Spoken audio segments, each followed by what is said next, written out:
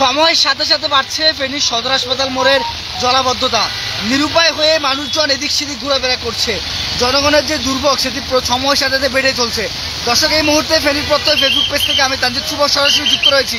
যে চিত্রটি দেখতে পাচ্ছে, আসলে মানুষের যে দুর্ভোগ সময়ের সাথে সাথে বেড়ে চলছে।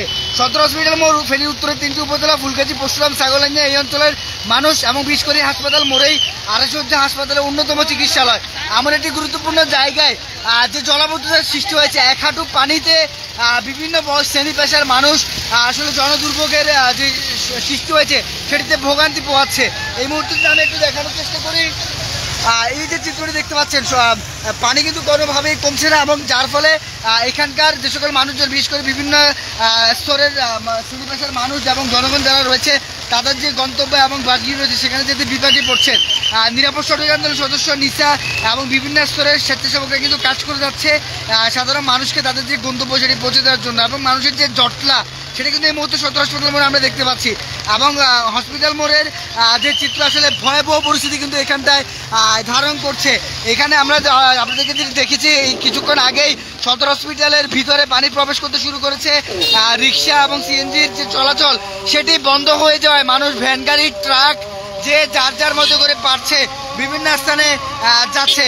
এই মুহূর্তে জোহরে আজান দিচ্ছে, তবুও এখনো পানির যে পরিমাণ সেটি কোনোভাবে বাড়ছে না এবং ভারী যে বর্ষণ সেটি কিন্তু চলমান রয়েছে। বিশেষ করে নারী এবং যে সকল মহিলারা রয়েছে, বিভিন্ন স্তরের শিক্ষার্থীকে আমরা দেখতে পাচ্ছি, বিভিন্ন প্রতিষ্ঠানের যে শিক্ষার্থী তারা কিন্তু এখানটায় রয়েছেন এবং তাদের যে গন্তব্য সেখানে যেতে তারা বিপাকে পড়ছেন।